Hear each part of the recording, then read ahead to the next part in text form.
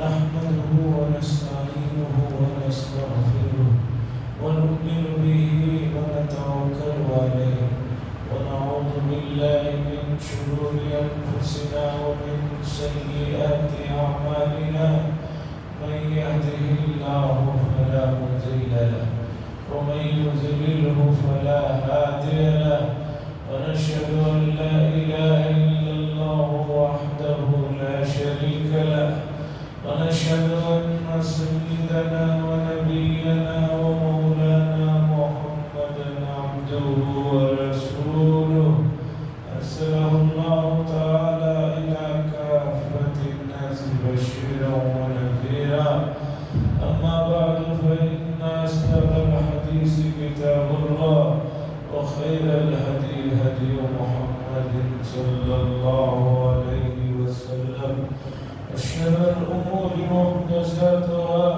وكل محدثة بدعة وكل بدعة ضلالة وكل ضلالة في النار. قال الله تبارك وتعالى في القرآن المجيد والفرقان الحميد: لا يستوي منكم من أنفق من قبل الفتح وقاتل وكلا وعد الله الحسنى أولئك أعظم درجة من الله وكلا وعد الله الحسنى. وقال صلى الله عليه وسلم: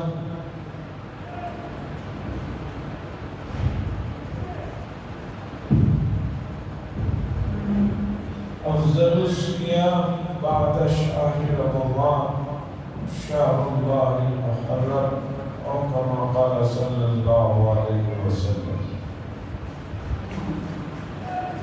عزیزان محترم، یہ محرم الحرام کی دوسری جمعہ ہے اور اتفاق دیکھیے 10ویں محرم کی تاریخ آج جمعہ کا دن بھی ہے. مہینہ محترم اور تاریخ بھی بڑی محترم اور دن بھی بڑا محترم ہے.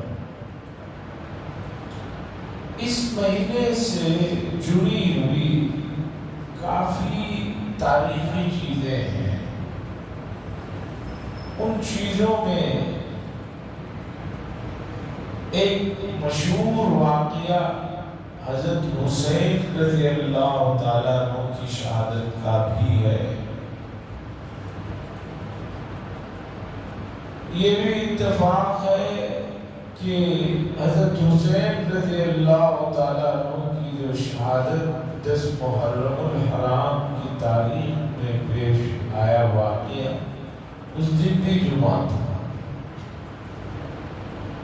ہم لوگ اس وقت 1448ویں ہجری میں چل رہے ہیں اور یہ واقعہ سن 61 میں پیش آیا. اس حساب سے 1387 سال پہلے یہ واقعہ پیش آیا. 1387 یعنی 87 ایئرز بیفور حضرت حسین رضی اللہ تعالیٰ عنہ کی شہادت کا واقعہ پیش آیا.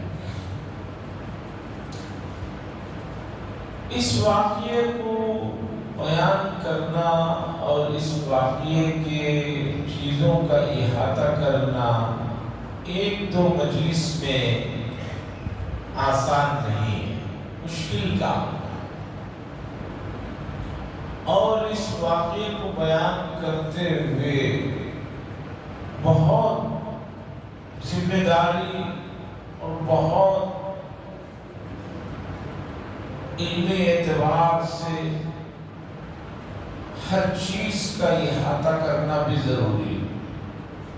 تھوڑی سی آپ سے اس میں بھول چوک ہوئی تو بہت بڑا مسئلہ بن جاتا ہے۔ آپ کو حضرت حسین رضی اللہ تعالیٰ عنہ کے مقام و مرتبے کا لحاظ بھی رکھنا ہے، ان کے ساتھ جو واقعہ پیش آیا اسے بھی رکھنا ہے، لیکن اس واقعے کے ساتھ اور بھی صحابہ اکرام کے نام آتے ہیں تو وہاں آپ کو بہت زیادہ احتیاط سے نام لینا پڑتا ہے۔ بہت سارے حضرات نے حضرت حسین رضی اللہ تعالیٰ عنہ کی شہادت کے واقعے کے ضمن میں کاتب وحی حضرت امیر معاویہ رضی اللہ تعالیٰ عنہ کے سلسلے میں بھی بہت کچھ لکھ دیا، اور جس کی وجہ سے ان کے لیے بڑے مسائل ہوئے، کیونکہ صحابہ کا مقام بڑا اونچا ہے۔ آپ ان چیزوں کا پاس و لحاظ رکھنا پڑتا ہے، اور کربلا کے واقعے کے بعد جن لوگوں نے حضرت حسین رضی اللہ تعالیٰ عنہ کو دھوکہ دیا، انہوں نے اتنا کچھ جھوٹ اور اتنے کچھ افسانوں کو ملا دیا ہے کہ بہت سی چیزیں ناممکن سی ہیں جس کا سوال ہی نہیں ہے، وہ سب چیزیں اس میں بیان کر دی جاتی ہیں۔ مثلاً یہ بیان کر دیا جاتا ہے کہ حضرت حسین رضی اللہ تعالیٰ عنہ کی شہادت کے بعد سورج گرہن ہو گیا، سورج کئی دن تک جو ہے چھپ گیا، روتا رہا، جبکہ رسول اللہ صلی اللہ علیہ وسلم نے فرمایا جب آپ کے فرزند حضرت ابراہیم کا انتقال ہوا مدینہ منورہ میں تو اس کے بعد سورج گرہن ہوا، تو لوگوں نے کہا کہ بھئی سورج گرہن اس لیے ہوا کہ حضور صلی اللہ علیہ وسلم کے فرزند کا انتقال ہو گیا، تو آپ نے فوراً مسجد میں جمع ہو کر لوگوں کو جمع کر کے یہ بیان فرمایا، ان الشمس والقمر آیتان من آیت اللہ لا یخسفان لموت احد او کما قال، کہ بھئی چاند اور سورج اللہ کی نشانیوں میں سے ہیں، یہ کسی کے مرنے کی وجہ سے ان میں گہن نہیں لگتا۔ تو جن لوگوں نے حضرت حسین رضی اللہ تعالیٰ عنہ کو دھوکہ دیا، ان لوگوں نے بعد میں شہادت حسین کے واقعے میں اتنا کچھ مرچ مسالہ اور اتنی ساری چیزوں کو ملا دیا کہ بات سمجھنا مشکل ہو جاتا ہے۔ مثلاً یہ روایتیں بھی چلتی ہیں کہ حضرت حسین رضی اللہ تعالیٰ عنہ کی جب جنگ چل رہی تھی، فرشتے آئے تو حضرت حسین رضی اللہ تعالیٰ عنہ نے ان کو واپس کر دیا کہ آپ لوگوں کی ضرورت نہیں ہے۔ ایسا نہیں ہے، جب حضور صلی اللہ علیہ وسلم نے بدر اور احد کے موقع پر فرشتوں کی جو ہے مدد لی، اور حضور کو معلوم تھا، جانتے تھے، فرشتے حضور کے پاس آتے تھے، یہاں اس طرح کی کوئی بات نہیں ہے۔ جنات کی آ کر جو ہے فرشتوں جنات نے آ کر پیشکش کی کہ ہم آپ کی طرف سے لڑیں گے، حضرت حسین رضی اللہ تعالیٰ عنہ نے منع کر دیا وغیرہ وغیرہ، یہ سب چیزیں جو ہے تاریخی اعتبار سے صحیح نہیں۔ اب واقعہ کیا ہے؟ واقعے کو سنیے اور سمجھیے واقعے کا پس منظر کیا ہے۔ کوئی چیز اچانک نہیں پیش آتی، یہ بات بارہا آپ سے میں گزارش کر چکا ہوں، کوئی بھی چیز اچانک نہیں پیش آ جاتی۔ لوگ کہتے ہیں کہ اچانک انتقال ہوگا، اچانک نہیں بھئی، وہ پہلے سے مقدر میں تھا۔ ایک آدمی کو اچانک ہارٹ اٹیک نہیں آتا، پہلے سے اس کی طبیعت اندر سے بگڑ رہی تھی، خون پتلا سے موٹا ہو رہا تھا وغیرہ وغیرہ، پھر جا کر اس کا اثر ایک لمبے عرصے کے بعد ظاہر۔ رسول اللہ صلی اللہ علیہ وسلم کے بعد 4 خلفائے راشدین کی مدت خلافت 30 سال ہے۔ حضرت ابو بکر رضی اللہ تعالی، حضرت عمر بن خطاب رضی اللہ تعالی، حضرت عثمان بن عفان رضی اللہ تعالی، حضرت علی بن ابی طالب رضی اللہ تعالی، ان چار حضرات کی خلافت تقریباً 30 سال چلتی ہے، جس کی رسول اللہ صلی اللہ علیہ وسلم نے بشارت دی تھی کہ میرے بعد خلافت 30 سال تک نبوت کے طریقے کار ہے۔ اسلام بہت تیزی سے پھیل رہا تھا اور یہود و نصارہ کو یہ چیز ہضم نہیں ہو رہی تھی کہ بھئی اسلام بہت تیزی سے پھیل رہا ہے، تو انہوں نے سازشیں شروع کی اور بہت سے یہود جو ہے اسلام لانے کا ڈھونگ رچایا، اور اس کے بعد جو ہے انہوں نے اسلام کے اندر نئی نئی چیزوں کو لا کر داخل کیا اور وغیرہ، اس سے جو ہے ماحول بگڑتا چلا گیا، جس کے نتیجے میں حضرت عثمان رضی اللہ تعالیٰ عنہ کی شہادت ہوئی۔ اس کے بعد حضرت علی رضی اللہ تعالیٰ عنہ کا دور آیا۔ حضرت امیر معاویہ رضی اللہ تعالیٰ جو ایک بڑے صحابی ہیں اور انہوں نے حضور صلی اللہ علیہ وسلم کی خدمت میں وحی کو لکھنے کا کام بھی کیا ہے، کاتب وحی ہے، ان کو لکھنا آتا تھا، حضور ان کے ذریعے سے قرآن لکھواتے تھے۔ تو حضرت امیر معاویہ رضی اللہ تعالیٰ عنہ نے حضرت علی سے فرمایا کہ جن لوگوں نے حضرت عثمان بن عفان کو قتل کیا ہے ان سے بدلہ لیجیے۔ تو حضرت علی رضی اللہ تعالیٰ عنہ نے فرمایا کہ ابھی حالات دینے میں بہت زیادہ شورش زدہ ہیں، ابھی قاتلین کا صحیح علم نہیں ہے، اس لیے تھوڑا سا رکو، اس کے بعد فیصلہ کیا جائے گا۔ اس بیچ میں ان دونوں حضرات کے درمیان میں بھی معاملات گرم ہوئے، حالات کچھ ناساز ہوئے، پھر قابو میں آئے۔ حضرت علی رضی اللہ تعالیٰ عنہ کو شہید کر دیا گیا۔ پھر آپ کے بڑے فرزند حضرت حسن رضی اللہ تعالیٰ عنہ کو لوگوں نے خلیفہ بنایا۔ حضرت حسن رضی اللہ تعالیٰ عنہ نے 6 مہینے کے بعد یہ کہہ کر حضرت امیر معاویہ رضی اللہ تعالیٰ عنہ کے ہاتھ میں سب بات توڑ دے دی کہ بھئی آپ ہی سے سنبھالیے، میں اس معاملے میں زیادہ کچھ نہیں کروں گا۔ آپ علیحدہ ہو گئے، پھر آپ کی زہر دینے کی وجہ سے آپ کا انتقال ہو گیا۔ اس کے بعد حضرت امیر معاویہ رضی اللہ تعالیٰ عنہ کی خلافت چلتی رہی 30 سال تک چلتی رہی۔ سن 60 یہ یاد رکھیے، یہ 1448 ہجری 1448 ہجری میں ہم چل رہے ہیں۔ 60 میں حضرت امیر معاویہ رضی اللہ تعالیٰ عنہ 30 سال تک حکومت کرتے رہے۔ سن 60 میں جب ان کو لگا کہ بھئی اب میرا وقت ختم ہونے والا ہے، انہوں نے مشورہ کیا کہ بھئی آگے میرے بعد اس معاملے کو، حکومت کو اور امت کی قیادت کے سلسلے میں کیا مشورہ ہے۔ بعض لوگوں نے مشورہ دیا کہ جیسے پہلے خلافت راشدہ میں ہوا ہے کہ انتقال کے بعد لوگ خود کسی کو منتخب کر لیں گے۔ بعض نے مشورہ دیا، بعض نے کہا کہ حضرت عمر رضی اللہ تعالیٰ عنہ کی طرح 6 آدمیوں کی 10 آدمیوں کو منتخب کر دیں اور کہہ دیں کہ ان میں سے کوئی ایک آدمی خلیفہ بنے گا۔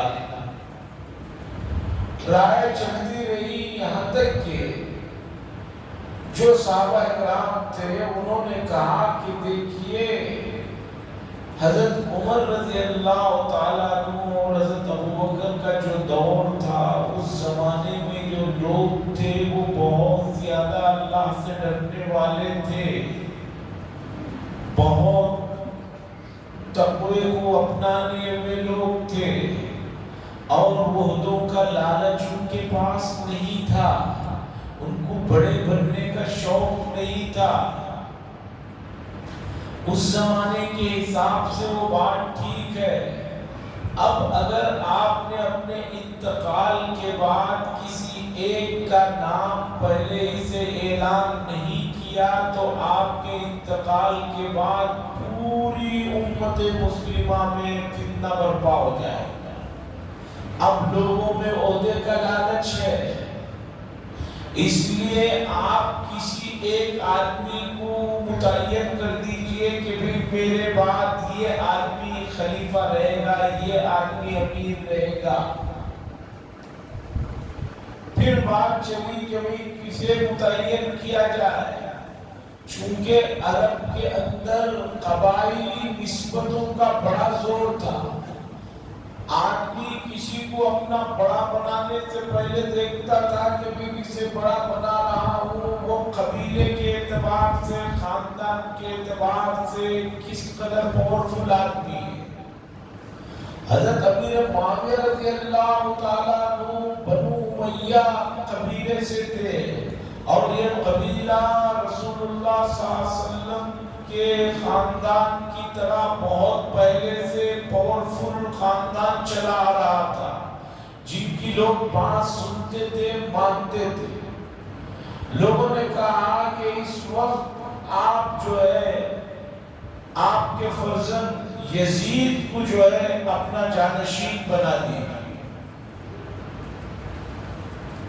اور اس وقت تک یزید اپنے والد کے سامنے بھی اور اپنے دوسرے لوگوں کے سامنے بھی کافی دیندار اور اپنے آپ کو بڑا اچھا ظاہر کرتا تھا۔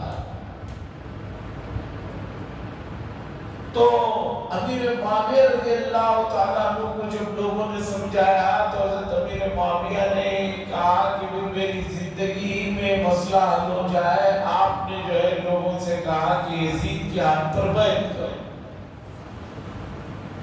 پہلے زمانے میں کسی کو امیر بنانے کے لیے اس کے ہاتھ پر بیعت کرنا ہوتا تھا کہ ہم آپ کو بطور امیر، بطور خلیفہ کے قبول کرتے ہیں۔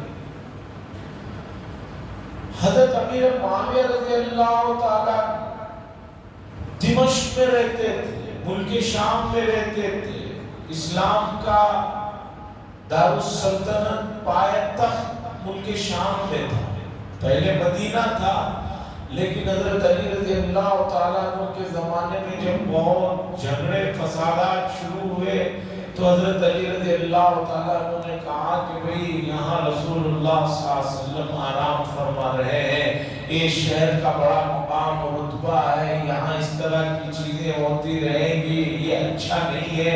یہ کہہ کر حضرت علی رضی اللہ تعالیٰ عنہ نے عراق میں اپنا پایہ تخت پہنچا دیا تھا، کوفہ۔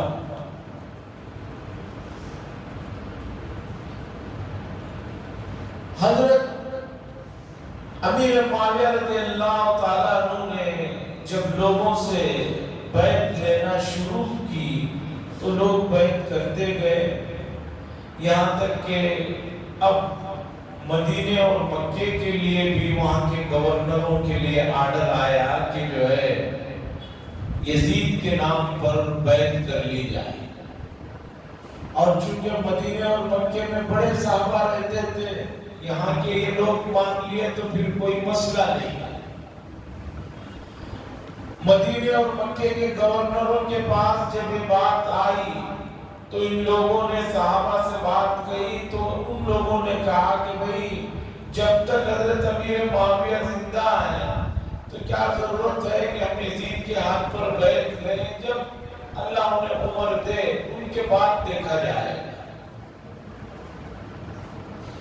یہاں تک کہ حضرت امیر معاویہ رضی اللہ تعالیٰ عنہ کا سن 60 میں انتقال ہو جاتا ہے۔ انتقال ہوتے ہی اب پہلے ہی بہت سے لوگوں نے یزید کو بیعت کر لی تھی، اب وہ تو پھر نہیں سکتے تھے۔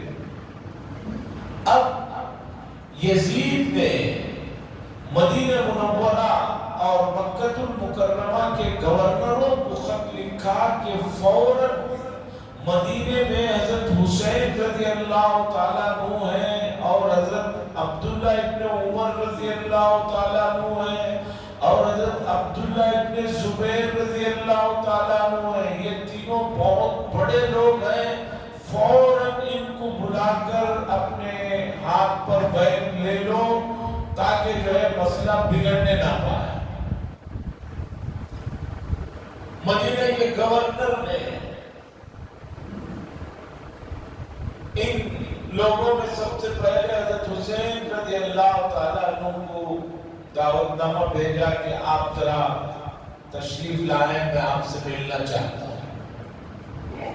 حضرت حسین رضی اللہ تعالیٰ عنہ مدینے کے امیر گورنر اس کے پاس پہنچے، ولید اس کا نام تھا، اس نے کہا دیکھیے کہ حضرت امیر معاویہ رضی اللہ تعالیٰ عنہ کا انتقال ہو چکا ہے، اور حضرت امیر معاویہ رضی اللہ تعالیٰ عنہ نے اپنی زندگی ہی میں یزید کو اپنا خلیفہ اور جانشین بنا چکے ہیں، اور لوگوں نے وہاں یزید کے ہاتھ پر بیعت بھی کر لیا ہے۔ اب آپ مدینے میں بڑے ہیں، آپ بھی میرے ہاتھ پر یزید کے نام سے بیعت کر لی۔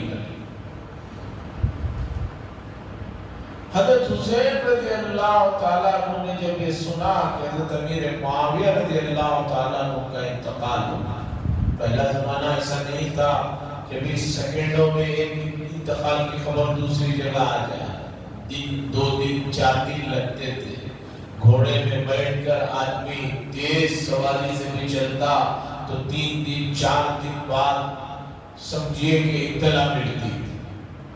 آپ نے اِنَّا لِلَّهِ وَإِنَّا إِلَيْهِ رَاجِعُونَ پڑھا، حضرت حسین رضی اللہ تعالیٰ عنہ نے اور مدینے کے امیر سے کہا دیکھو بھائی ابھی تو رات کا وقت ہے، اور جب بیعت لینا ہے تو مجھ جیسے آدمی کا اس طرح چھپ کر بیعت لینے سے کوئی فائدہ نہیں ہے، سب لوگوں کو جمع کرو، لوگوں کے سامنے بیعت ہوگی تو سب کو پتہ چلے گا حضرت امیر معاویہ کے انتقال کا بھی دوسری چیزوں کا، اس لیے میں تو خفیہ بیعت نہیں کروں گا، تنہائی میں کروں گا تو سب کے سامنے کروں گا۔ گورنر نے کہا ٹھیک ہے کل صبح کر لیتے ہیں۔ حضرت حسین رضی اللہ تعالیٰ عنہ مدینے کے اس امیر کے گھر سے نکلے اور نکل کر فوراً آپ وہاں سے مکہ المکرمہ کی طرف روانہ ہوا، اور ایک دن پہلے حضرت عبداللہ ابن عمر رضی اللہ تعالیٰ، عبداللہ ابن زبیر رضی اللہ تعالیٰ عنہ بھی مکہ کی طرف روانہ ہو گئے۔ یہ ذی الحجہ کا مہینہ تھا، حج کا مہینہ چل رہا تھا، یہ حضرات مکہ المکرمہ آئے، مکہ المکرمہ میں آ کر انہوں نے کہا کہ بھئی ایسے حالات ہو رہے ہیں، اب کیا کیا جائے؟ اس درمیان میں عراق کا ایک شہر ہے کوفہ، وہاں سے جو لوگ حضرت علی رضی اللہ تعالیٰ عنہ کی پہنچ چاہتے تھے، ان لوگوں نے حضرت حسین رضی اللہ تعالیٰ عنہ کے نام خطوط لکھے اور لکھا کہ یزید کے ہاتھ پر ہم بیعت نہیں کریں گے، ہم چاہتے ہیں آپ خلیفہ بنے، آپ امیر المومنین بنے، اور ہم لوگ آپ کی آواز پر لبیک کہنے اور اپنی جانوں کا نذرانہ پیش کرنے کے لیے تیار ہیں، اس لیے آپ کوفہ چلے آئیے۔ قریب مورخین نے لکھا ہے کہ مختلف لوگوں کے جو اس زمانے میں کوفہ سے حضرت حسین رضی اللہ تعالیٰ عنہ کے پاس جو خطوط آئے تقریباً 12,000 خطوط تھے، ایک دن میں 250-300 خطوط آتے جس میں کہا جاتا کہ آپ چلے آئیے، آپ چلے آئیے۔ حضرت حسین رضی اللہ تعالیٰ عنہ نے جب اتنے خطوط دیکھا تو آپ کوفہ جانے کے لیے تیار ہو گئے۔ اس وقت مکہ المکرمہ میں بڑے لوگوں میں حضرت عبداللہ ابن عباس رضی اللہ تعالیٰ عنہ تھے، عبداللہ ابن عمر رضی اللہ تعالیٰ عنہ تھے، عبداللہ ابن زبیر رضی اللہ تعالیٰ عنہ تھے۔ ان تمام لوگوں نے حضرت حسین رضی اللہ تعالیٰ عنہ سے بہت ادب کے ساتھ گزارش کی کہ آپ کو یہ معلوم ہے کہ کوفہ کے لوگوں نے آپ کے والد کو بھی دھوکہ دیا ہے، اس لیے کوفہ کے لوگوں کی بات پر آپ لبیک کہتے ہوئے وہاں نہ جائیں۔ اور دوسرا، اس وقت امت کی خیر خواہی اسی میں ہے کہ ایک سوئی کے ساتھ، خاموشی کے ساتھ یہاں رہ جائے۔ حضرت حسین رضی اللہ تعالیٰ عنہ نے خطوط دکھائے تو ان لوگوں نے کہا کہ ان لوگوں کا معاملہ یہ ہے، کوفہ والوں کا، کہ دل سے تو آپ کو چاہتے ہیں لیکن حکومت کی جب تلوار اٹھتی ہے تو پھر وہ تلوار سے ڈر کے حکومت کے ہو جاتے ہیں۔ حضرت حسین رضی اللہ تعالیٰ عنہ نے جب ادھر سے مشورہ آیا تو اپنے چچازاد بھائی مسلم بن عقیل رضی اللہ تعالیٰ عنہ کو کوفہ روانہ کیا کہ جاؤ، جا کر ذرا کوفہ میں کیا حالات ہیں ذرا مجھے اطلاع کرو کہ ہمیں وہاں آنا ہے یا نہیں آنا ہے۔ مسلم بن عقیل رضی اللہ تعالیٰ، حضرت عقیل رضی اللہ تعالیٰ عنہ جو حضرت علی رضی اللہ تعالیٰ عنہ کے بھائی ہیں، ان کے فرزند تھے، وہ کوفہ پہنچے۔ کوفہ پہنچتے ہی لوگ سمندر کی طرح ان کی آمد پر مرحبا کہا اور کہا کہ فوراً حضرت حسین رضی اللہ تعالیٰ عنہ کو بلا لیجیے۔ اس وقت کوفہ کے گورنر نعمان بن بشیر رضی اللہ تعالیٰ عنہ تھے۔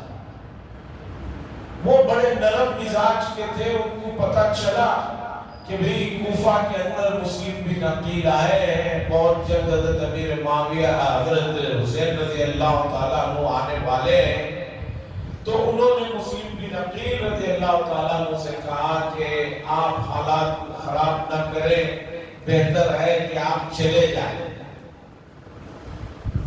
انہوں نے نرمی سے بات کی۔ ادھر دمشق میں، ملک شام میں یزید کی اطلاع دی گئی کہ مدینے سے حضرت حسین مکہ آ گئے اور مکے سے نکل کر بہت جلد کوفہ آنے والے ہیں، اس طرح کوفہ تمہارے ہاتھ سے نکل جائے گا۔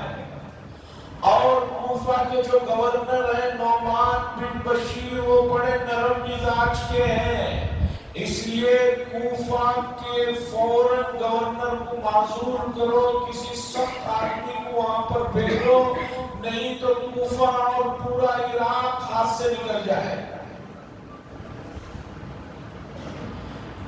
ادھر یزید بن امیر معاویہ نے فوراً کوفہ کے گورنر نعمان بن بشیر رضی اللہ تعالیٰ عنہ کو معزول کر کے وہاں پر عبید اللہ ابن زیاد نامی آدمی کو بھیجا۔ یہ آدمی صحابی نہیں تھے، تابعی تھے، بڑا سخت اور حضرت امیر معاویہ کا پسندیدہ اور یزید کو چاہنے والا آدمی تھا۔